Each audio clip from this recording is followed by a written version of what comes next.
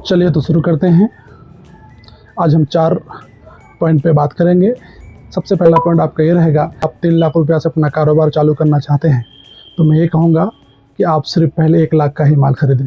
1 लाख का माल खरीद करके अपने दुकान में लेके आइए, डिस्प्ले कीजिए, लगाइए, उसके बाद फिर ओपनिंग कर दीजिए। आप कुछ मत सोचिए, बाकी 2 लाख आप अपने जेब में रखिए और 1 लाख का माल से अपना दुकान शुरू कीजिए। सबको बोल दीजिए कि हमारी ओपनिंग अब शुरू होने वाली है, ओपनिंग शुरू कीजिए, कुछ भी मत सोचिए, आप दुकान को अपना चालू कीजिए। बाकी 2 लाख रुपये आप अपने जेब में रखिए।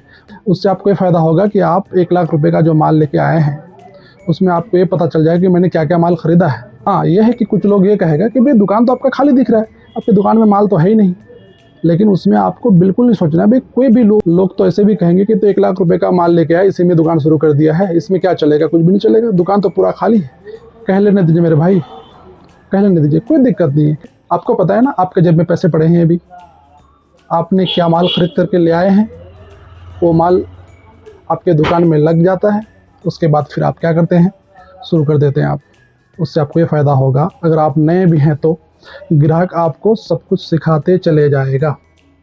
आप काउंटर चालू करते हैं, लोग आते जाते रहेंगे, लोग कहेंगे भाई क्या है आपके पास, वो तो देखते ही हैं कि इतने सारे माल हैं, इसमें ये आइटम है। जो आइटम आपके पास है वो आप उनको दे दीजिए। अगर कुछ माल आपके पास नहीं है तो क्या होगा, 1-2 ग्राहक चले जाएगा, चलो कोई बात नहीं, जाने दीजिए। उससे आपको ये फ़ायदा हो जाएगा कि भाई वो कुछ तो ऑर्डर कर रहा था, अब लिखिए उसको, अब लिख के रखे अपने पास कि भाई कोई बात नहीं, ग्राहक चला गया लेकिन मुझे बता के गया ना कि मुझे ये चाहिए। दूसरा ग्राहक जाएगा, तीसरा, हर कोई आपको कुछ ना कुछ बता के ही जाएगा ना। जो माल आपके पास नहीं है आज नहीं तो कल आपके पास आ जाएगा, क्योंकि ग्राहक जिन चीज़ों के बारे में आपसे कह के चले जाते हैं, जो डिमांड आपसे कर रहे हैं, आप वही माल तो मंगा रहे हैं ना। फिर कल मार्केट जाइए, मार्केट का स्टडी कीजिए, लोग क्या बेच रहे हैं, मुझे क्या बेचना चाहिए। आपके लोकल मार्केट में जो माल बिकता है वही माल आप खरीद के लेके आइए। डेली लिखते रहिए आप क्या क्या चीज़ों की ज़रूरत है आपको, आप सब लेते आइए बारी बारी से। क्यों, आपके पैसे पड़े हैं। इससे ये हो जाएगा, आपका जो पैसा है ना, कोई गलत जगह पैसा लगेगा नहीं, सारा पैसा 1-1 रुपया आपका सही माल पे लगेगा। जो डिमांड रहेगा उसी को लेके आइएगा आप, और खुद मार्केट में जाके आप शाम के टाइम देखिए क्या चल रहा है, वही लेके आइए आप। उसके बाद भी ज़्यादा माल लेके नहीं आना है आपको, ज़्यादा सामान लेके आपको नहीं आना है। मात्र 50,000 रुपये का लेके आइए, बहुत माल हो जाएगा, भर जाएगा दुकान आपका। आपके पास तो बैलेंस पर है ना, क्या दिक्कत है, आज तो कल लगा लीजिएगा आप। हाँ, ये ट्रिक है दुकानदारों का।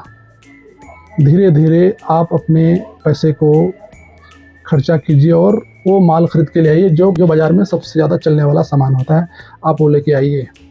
आप 6 महीने 7 महीने में अपने आप में महसूस कीजिएगा कि भाई मैं जो सामान लेके आता हूँ एकदम जेन्युइन सामान लेके आता हूँ। क्वालिटी का खास ध्यान रखना है आपको, क्वालिटी में लापरवाही आपको बिल्कुल नहीं करना है, इसलिए कि क्वालिटी के ऊपर ही पूरा खेल है। अगर आप क्वालिटी में थोड़ा भी लापरवाही कीजिएगा तो समझो वो माल ख़राब होने वाला है आपका। इसलिए आपको हर हालत में क्वालिटी की तरफ ध्यान रखना है। कुछ भी आइटम लीजिए, क्वालिटी ज़रूर देखना है, उसमें बेहतर से बेहतर सामान लेना है आपको। कोई भी ग्राहक आपके पास आता है तो क्या करता है, वो देखता है 1 सामान 2 सामान देखता है, आपको समझता है भाई ठीक है नहीं है, एक चीज़ों को देख करके ही लेता है ना आपसे, ऐसे तो लेता नहीं है।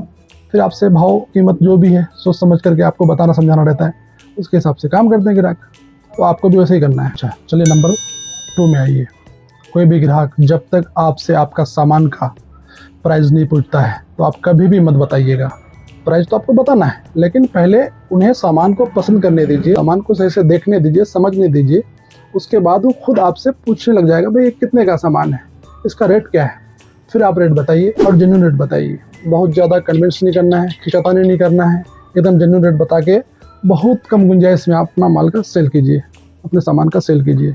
अगर आप पहले ही हर चीज़ में रेट करने लग जाइएगा तो उसमें क्या हो जाएगा, धीरे धीरे आपके ग्राहकों को पता चलेगा भाई ये तो 100 का सामान शायद 150 या 200 बता देता होगा, चलो कुछ ना कुछ कम करा लेते हैं। तो कम कराने के चक्कर में आपको बहुत नीचे लेके आएगा।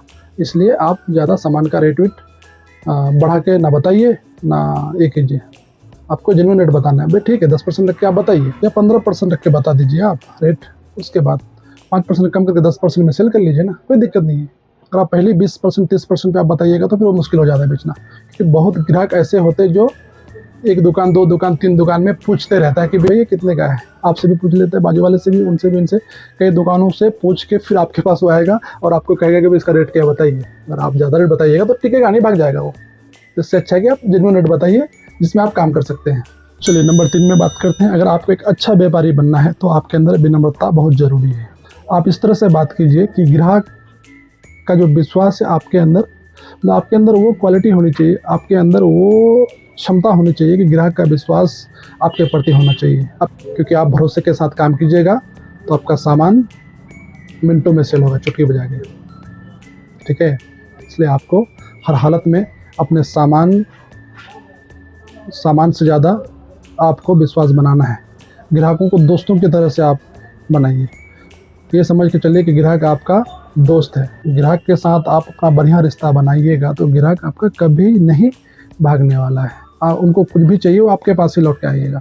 उसके बाद आपके पास वो सामान ना हो तो फिर किसी और की तरफ वो रुख करेंगे अपना। इसलिए ग्राहक से बढ़िया दोस्ती बनाइए, ग्राहक से बढ़िया रिश्ता बनाइए, ताकि चूँकि वो हर काम करने के लिए आपके ऊपर विश्वास करे। आपसे कोई भी सामान लेके वो जाए, सामान का आपका बढ़िया क्वालिटी होना चाहिए। उसको नहीं लगना चाहिए कि चीज़ें जो है अच्छी नहीं है। उनको लगना चाहिए कि भाई इन्होंने जो सामान दिया है बढ़िया है, बेस्ट क्वालिटी का है।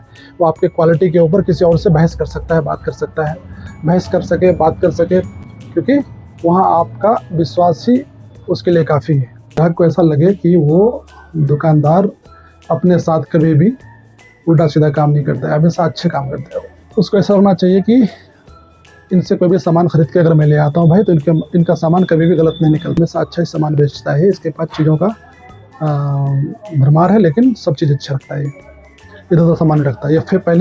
ये पहले खुद ये जब भी मार्केटिंग के लिए जाता है तो खुद सामान को चेक करता है, फिर वहाँ से उठा के अपने दुकान में ला के रखता है। उससे पहले कई बार वो चेक चाक करके, देख के, तसल्ली करके फिर जा करके सामान को ग्राहक को बेचता है और तसल्लीपूर्वक काम करता है। हर चीज़ का वारंटी गारंटी क्या है नहीं, इन सब चीज़ों में समझ सोच के काम करता है। आप किसी भी ग्राहक के साथ जुड़िएगा तो वो लंबा टाइम तक चलता रहेगा, और ज़रूरी भी कि ऐसे ही हो। खाली माल बेच देना मकसद मत बनाइए अपना। आपका सामान बिक गया, मेरा काम हो गया, ये मत सोचिएगा कभी भी। ज़रूरी है कि आपका सामान बिक गया, आपका सामान बेचने के बाद भी वो ग्राहक रिटर्न आना चाहिए आपके पास, वो बहुत ज़रूरी है। इसलिए आपको ये चीज़ सोच समझ के करना है। एक दुकानदार के लिए एक ग्राहक सिर्फ 1 दिन या 2 दिन के लिए नहीं होता है, ये हमेशा के लिए ग्राहक बन जाता है, एक रिश्ता बन जाता है। 2 साल, 4 साल, 5 साल, 10 साल, 20 साल, लंबा टाइम तक चलता रहेगा। अब नंबर 4 में, ग्राहक आपके पास हमेशा ना करने के लिए आता है, लेकिन ग्राहक के ना से आपका हाँ हमेशा ज़्यादा बड़ा होना चाहिए।